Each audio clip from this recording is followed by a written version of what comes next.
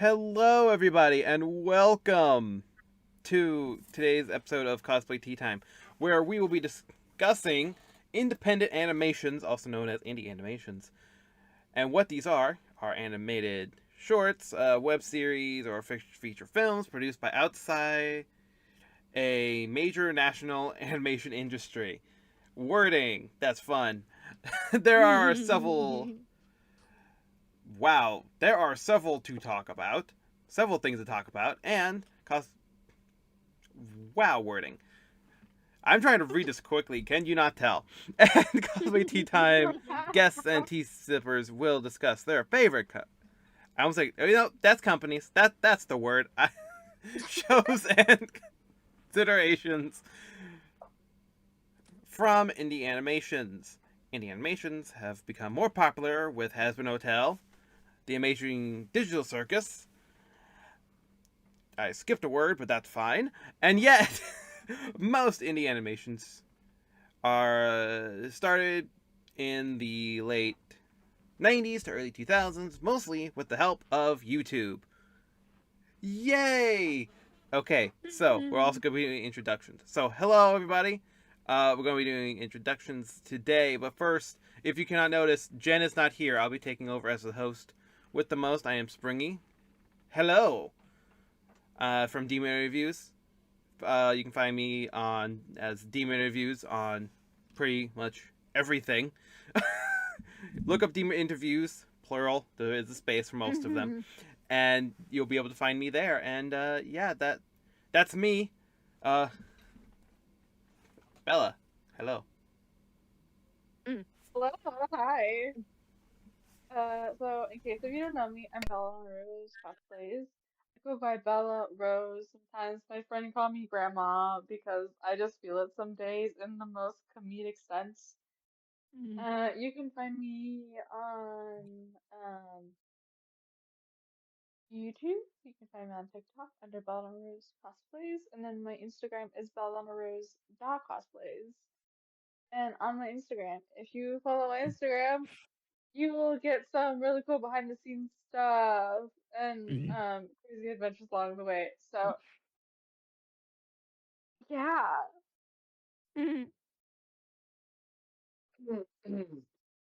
Hi everyone, it's Crimson Fire cosplayer here, or you just say Crimson for short, make it easy on yourself.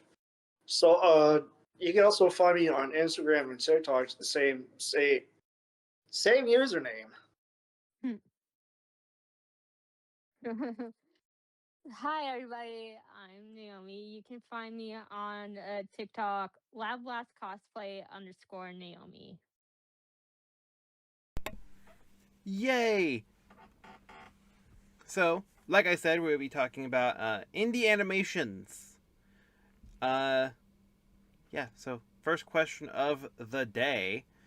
Uh, that we'll be asking our lovely tea sippers here today. Do you have a favorite indie animation studio or work, aka film, series, video, so on and so forth?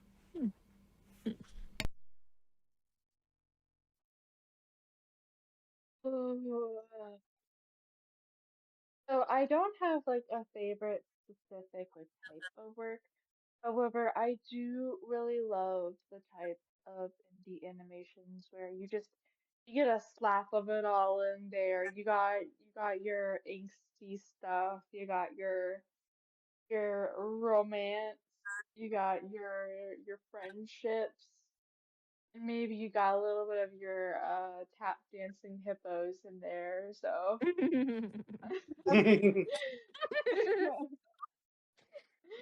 um as you can tell, I've been crocheting too much. But I really love a lot of the animations where they put a lot of thought and time behind their stories and behind their animations and everything. And I I took an animation course in college, so it kind of just makes so I kind of know what process they go through, and it's kind of cool wait for them to come out with it because it's like, ooh, the suspense. What are they gonna do?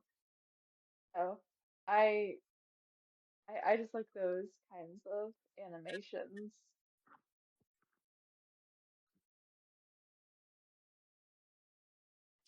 Um, who's the studio that does Has Been? I can't remember them now for some reason. Oh, Busy Mhm. Pop. Mhm. This thank you. I, because in order to make animation, you gotta start like from the beginning. Like, how do you want it drawn out? How do you want to, how do you want to make it look? Like, you gotta start the sketches, and you gotta start like working on the animation itself. If the final production is what you want, or you want to just go back to the drawing board, it's a long process, but Busy and people who do amazing digital circuits, they do a really good job. So I Mhm. love them. They're very good. Oh Mhm. yeah, Amazing Digital Circus. I love it. but but anyways, I love Glitch Productions. I've been following them ever since they were underneath the tab SMG4 in their first series, Meta Runner, which I have plushies of right here.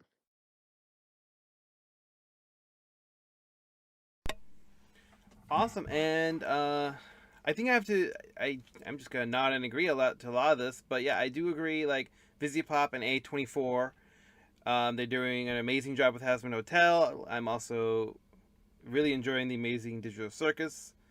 I believe those are the only ones I'm following right now. Mm-hmm. Yes. But yeah, so I just have to agree. I'm just agreeing with what y'all are saying right now. So perfect. Well, now we're going to be doing have nope, wrong one. Do, do you prefer computer graphics, aka 3D, claymation, or hand drawn, or something else for these types of projects? Mm.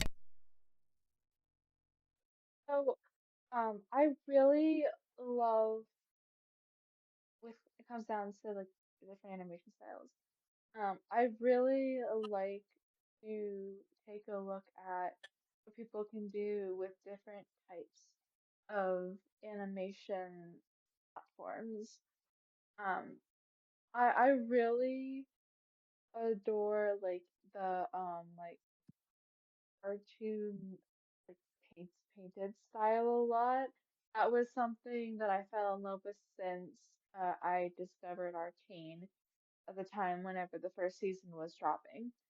And whenever I learned about the programs that they used to create the show in general, I was very fascinated about how they did it. And it really made me fall in love with seeing the different types of animations and what they could offer versus if you wanted like a lot of texture, if you want to do something that was more like 3D oriented for what you're going for, then I I really love what that process has in store for us. I really, really do. And I even love seeing how people discover how they can use two different types of softwares when making their animation. For example, you can do um, maybe a 2D character with a 3D background, and I'm just like, yes, you go, go with your process.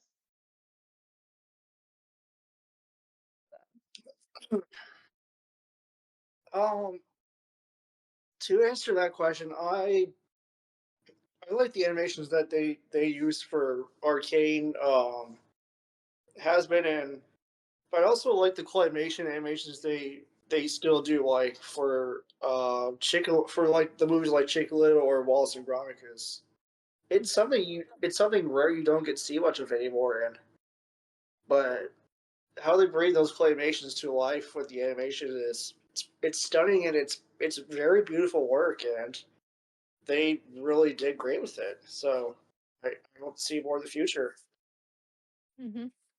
The type of animation I like, well, it depends on like the project for me. Like, say if somebody wants to do like a hand painted style for like what they did with Cuphead, that's fine. But sometimes you have to go into like deeper animation, like 2D and 3D animations for serious projects like the Amazing Digital Circus and, like I said previously, Meta Runner because they take up more time and effort.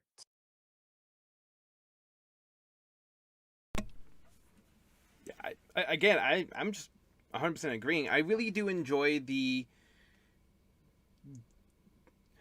It's hard for me to figure out one that I like more than the other because I really love the expressions that Amazing Digital Circus can do with their more 3D graphics that they're working with. But and I think and I could be wrong that Hazbin Mm. Hotel is closer to hand drawn than Hmm. at least closer than Amazing Digital Circus is. And I really enjoy Hmm. theirs. I know, and we're not going to say what happens in this episode, but one of the scenes in the 5th episode of season 2, I saw that it took them over a month just to do like this one quick scene in one of their musical numbers. Like I'll tell you guys like later if you guys are watching it and stuff. But it's Hmm. just really interesting like how long some of these things take to make them as perfect as they are. Yay! Uh, so the next question of today, the one I almost read last time. Have you or anyone you know ever tried making an animation? And what are your thoughts on it? Most definitely, I've made an animation. I'd say I've actually made a few animations. I was actually a part of a digital media class in college because I thought, oh, it would be cool to do that. And my digital media classes is where I met some of my really great friends now. But I remember um, learning how to work with TV Paint, how to work with different types of animations, doing hand drawn animations on traditional paper, not just digital, um, and learning how to kind of pair those together with different other types of software. And I was really fascinated too by the fact that I saw a few people in my class not just using TV Paint, but they wanted to put down some really good uh, photo and videography effects with the Adobe applications. So I Hmm. thought that was pretty fascinating to see myself. Of course, that was with the second animations class, like the second and the third level animations class in the digital animation program that we had there.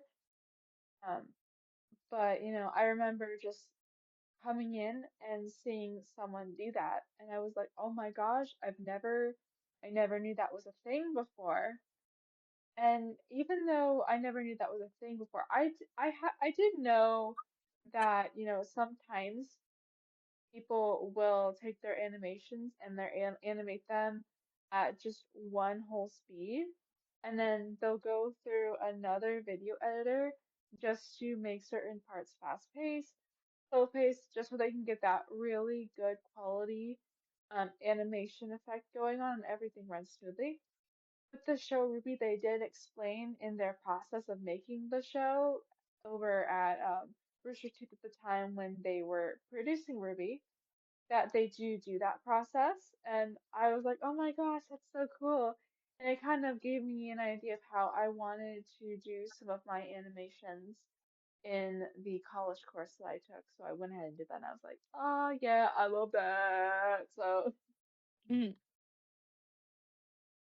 there's my story. What's yours? Hmm.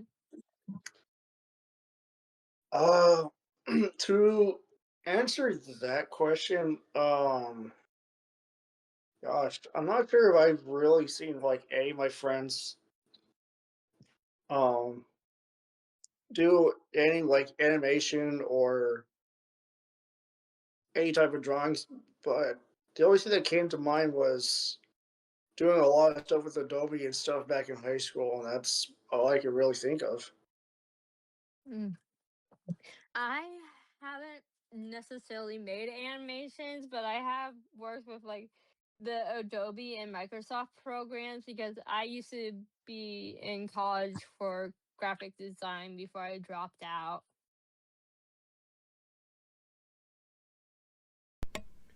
I'm actually working on for what I'm working on. Calling it animation is a stretch, but um, primarily, and it's for the my project called Camarada Isa.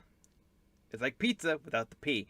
Uh, but I'm primarily using Photoshop, paying artists, as we all should do, paying artists for still images, and then photoshopping them together, and basically making a with their permission, very long voiced PowerPoint out of them with different lines and stuff.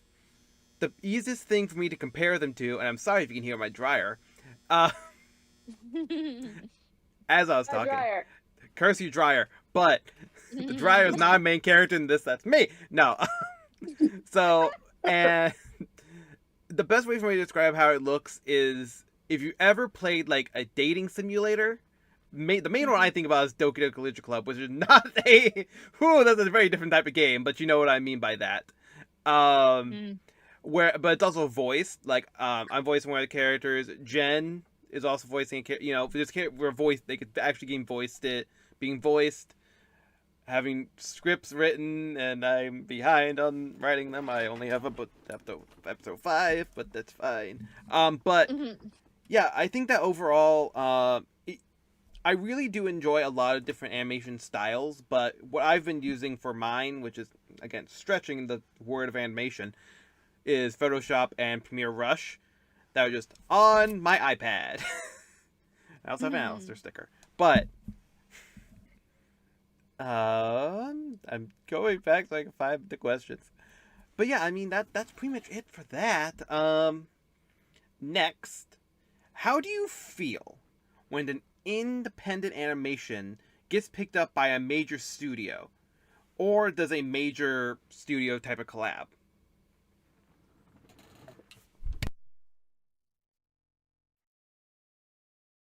So, I tend to look at it in many different levels and ways. When an independent studio gets picked up by another studio, or they do a collab with another studio, I tend to look at within the final piece. Because the final piece, for me, I can tell with um, how much time that they put into the planning because whenever you're collaborating with someone, you have to get into probably more calls than you can think of, and you have to talk about all this stuff by getting to know everything on like information between like two people doing a collaboration together with animation, or if they're doing a collab with two different types of media. So it's kind of down to like how you see their process of planning and how that affects and makes the finished piece look.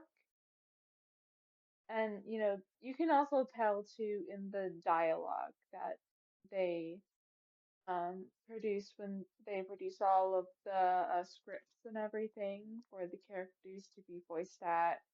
Um, who's voicing them? What type of people are they? Like, what's their character? How do they resonate with um, voicing the character? If they're connected into the character that they're voicing, or if the people animating the shows are very connected and tuned with every step, hour, and second of their process.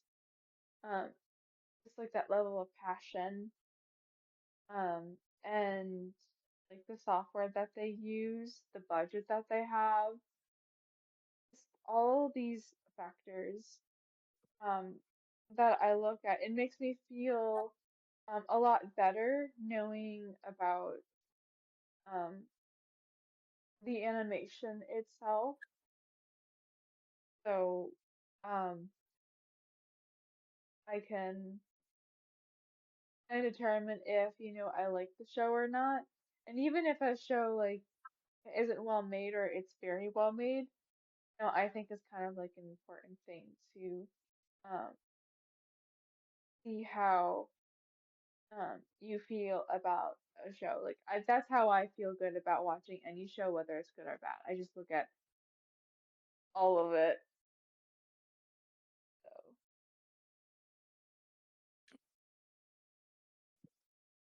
So Um, to the way I see it, as Bella points it, there are two sides of the coin. Like, it could end up being extremely successful, as we've seen when Has Been got picked up by Amazon and Hmm. produced their show. So sometimes it could be a hit or a miss. It just depends. Like, does it,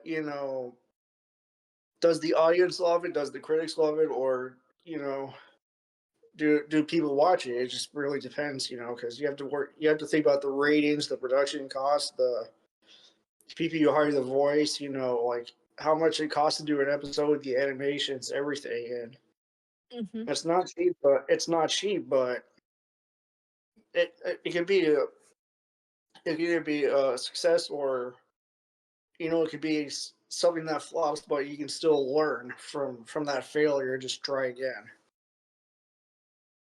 Yeah, I actually agree with you guys. Depending on like their budget and everything, it could either be a hit or miss.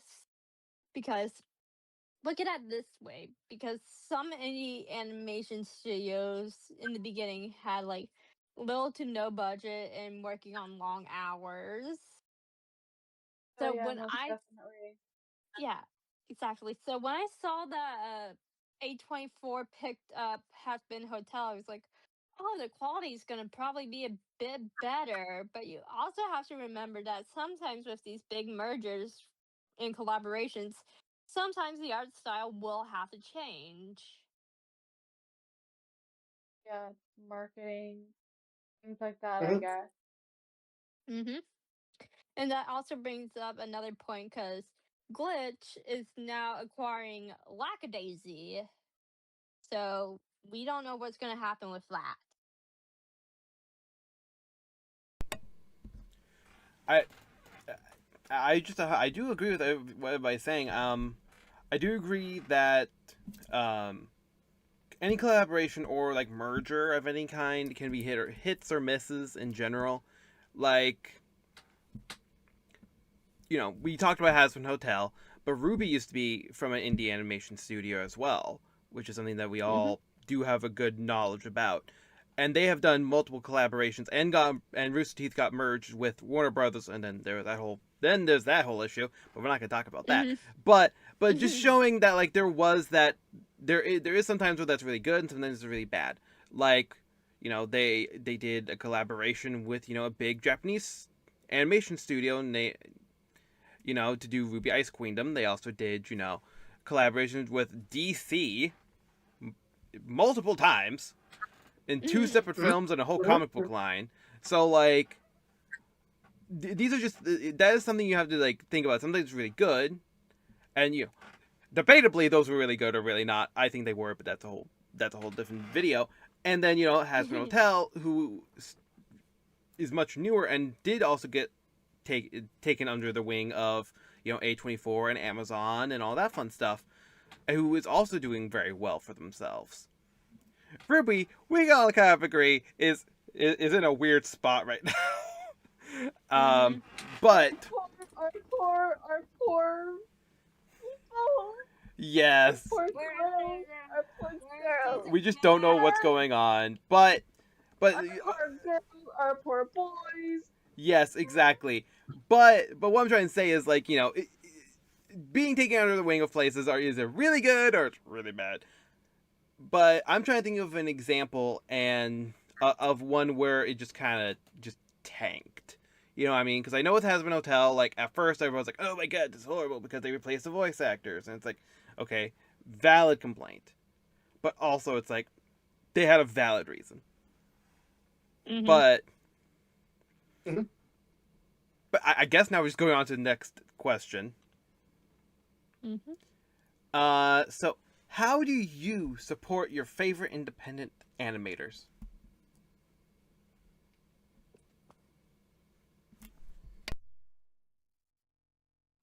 Financially, for me, that's a bit of a hard spot. But it doesn't mean that, I can't utilize that time to um bond with my friends by, one of them putting on the show through their subscriptions that they have to watch it, and then we all just watch it together. Or something close to that. I'm starting to feel a little bit jumbled. but But in other ways, like you can support the show by sharing it at the very least, or um if you wanted to when they had roles or things open by partaking in it behind the scenes and really bring it to life, becoming like event coordinators, or if you are hosting a convention, inviting the animator or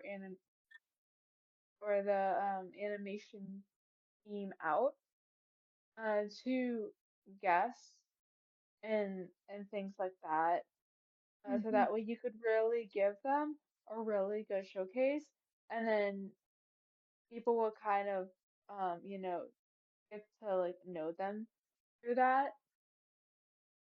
So I feel like that's kind of the things that we can do to support the show, just by making sure that they get some form of attention if we can't do it financially. Mm-hmm. Um, so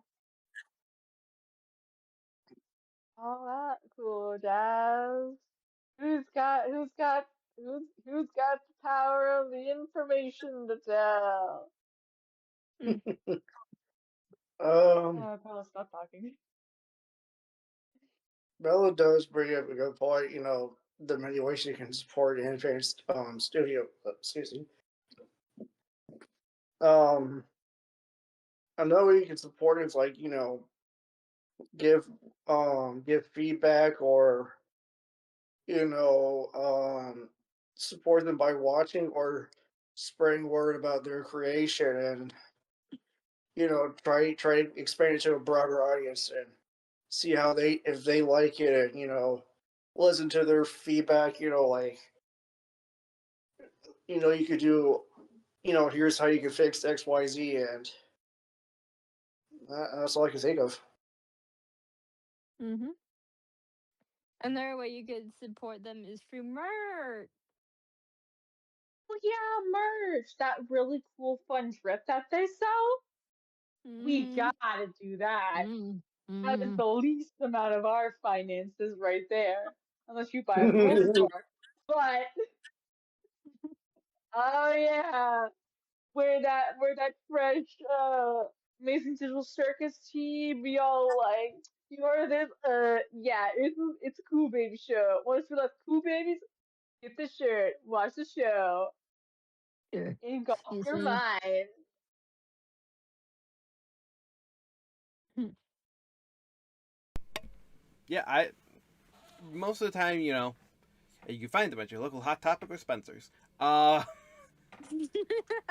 But yeah, just stuff like that. either through financials or like what Bella was saying, through word of mouth is also another way as well. Just sharing it in different areas you're in. I know, sharing, even just sharing it to like a server that you're allowed to share things in is always it helps. Sharing things around always helps. It never hinders, as far as I can tell. Mhm.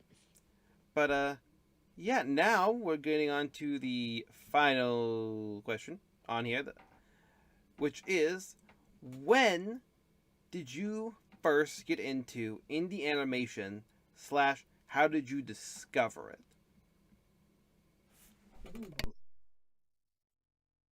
So I got into indie animation.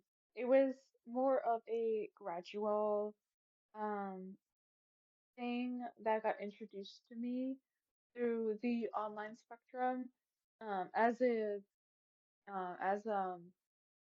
a young kid up to um my current age now. I remember seeing the internet and YouTube like slowly get more prominent whenever like I grew up. And throughout that time, I think I was about 13 and I was just scrolling on YouTube watching all of the Johnny Gilbert content, uh amazing, I don't know, Our World Away, the Greatest Escape, something like that. Excuse me if I'm getting it wrong. Mhm. It's evening for me. But as I was watching that, I saw a couple of small animation shorts that had been through, I guess, some contests. And but then 5 years later, I started seeing them like a little bit more. I didn't fully get into watching anything indie animation until spring of 2024. I remember I was doing an order for a friend because she was going to be wearing the costume at this really cool convention called SwampCon, Mhm. and um, ended up dressing up as the mascot of the convention when the mascot was like new. Like, they just brought the mascot. And she's like, yeah, I'll do it. So I'm Mhm. making her entire costume, and I'm watching a bunch of indie animation shows. I was watching one from the 2000s that aired on Disney Channel in Canada before they took it down. Um, Mhm. it's called um, Mhm. 17 or something like that. It's like it's an 16. animation, but I remember. But yeah, 16. Thank you, thank you. But I remember watching the entire show 16, and then whenever it came down to the last few days, I watched the pilot to Husband Hotel, and then I ended up watching the entire series that had been put out already of Helba Boss. And I remember like binging it while doing the rest of the costume on that very last night. I was like working myself up to the final millisecond at that point. And I remember I finished the show at 6 a.m. in the morning before I went on to finish up her wig. And I shut my computer and I was like, I'm really digging indie animation. I'm gonna involve my mind and my noggin into all this indie animation. Mhm. So, whenever the Amazing Digital Circus got introduced all over the internet, Mhm. I was like, you know what? I'm gonna give this a try when it comes out. And I remember watching the first episode. I'm like, this is not I'm not used to this kind of animation. Same thing, like I wasn't used to Aspen Hotel's pilot, and I wasn't used to help a boss entirely because of like the different themes and also like the type of animations and the vibrancy that the Amazing Digital Circus put out. And Mm, so when the second episode came out, I was like, okay, I if I show my family, they're gonna think that like it's crazy. So, but I love the Amazing Digital Circus. I just loved all of it whenever I discovered it, and the fact that I took an animation class in college just made me feel more in tune and tapped in with it, which is just a very beautiful thing. So, mm, yes. Oh gosh. First time I saw something like that was indie animation was, oh gosh, I believe it was mm, early 2010s, late 2010s when I was just scrolling through YouTube at some point. I just saw something that was like the pilot of Has-Been. I was like, I'm gonna give it a shot, and well, as they say, the rest is history, and that's how I got hooked. mhm. Now, my history with indie animation dates all the way back to when YouTube was getting started up with indie animation. Because I watched shows, and mind you, some of these shows are not for a younger audience. I watched like Ed's World, I watched animation shorts like Charlie the Unicorn and Llamas with Hats. Those were my introductories to indie animation. Should have And then thought I that just before. yeah, and then I discovered SMG4.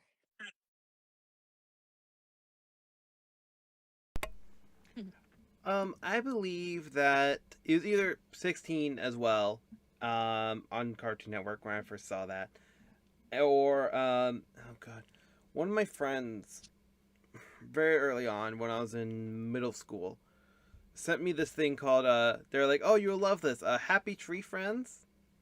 Oh Oh god. my, oh Yeah, god. just Yep. just that reaction kind of tells you the vibe of, if you're a child, please do not watch this. Um, if that overall reaction kind of gives you an idea of what that is, and the funny thing is, like, they didn't tell me about it, so I was just like, Oh oh, god. okay, that Oh that's god. that's Like, a trip. because Um, you think, oh, it's cute, it's for kids, and then you realize, this is not Bluey. No. Uh, oh, but I only like really because like that was the only thing I was watching at the time. But like once I kind of, but after that, I watched Ruby. But I didn't start watching until like very late into the show. Mhm. Um, the only ones I knew were indie when I watched them were like Hazard Hotel, Amazing Digital Circus, and I found Amazing Digital Circus because there's this artist who makes like kind of like alternative universe stories and stuff, and they primarily do like Mhm. Five Nights at Freddy's, Poppy Playtime, stuff like that. And then they also make ones for Amazing Digital Circus, and I was like, oh, okay, watch this, and I was like, oh, I'll watch a few episodes. When episode 2 came out, I was like, skipped a few, and then went back and watched them. But yeah, and I just really enjoyed it. I've been enjoying those, enjoying Hazbin Hotel. And yeah, so yeah, it's middle school is when I will say it's like at least 7th grade, which I would be 14, 15, maybe. That's my guess. We'll see. That's how Mhm. math works. But yeah, I with that's all the questions that I was gonna say I have, but it's like all the questions that Jen had. Uh, Other than, does anybody here have any questions for the rest of us here, or has any stories that they wish to share that you haven't already? Yeah, Bella? It's not a story, but I'd like to tell you guys that I'm cosplaying a Chaco Uraka from My Hero Academia. And the Mhm. whole time I have had the skein of yarn. Mhm. Mm-hmm. Yarn. Yeah. I no, love yarn. I have so much of it. Okay, no, I'm done. no. Now I do have a question for the audience. Okay. What do they like to watch? Is it Has-Been Hotel, Hell of a Boss, Amazing Digital Circus, or any other indie animations? Tell us. We would like to hear what you guys like to watch. Mm-hmm. Give us your Mhm. answers. We Yes. must know your answers. Naomi, do you have any questions or stories to share? Well, the first with my obsession with indie animation really didn't start until Meta Runner came out actually, because I was like, oh, this is going to be a dying medium, and then this came out and completely destroyed the internet. Mm-hmm. Hmm. So sad. I started crying when the season finale came out. I was like, no, I don't want this to end. Makes sense.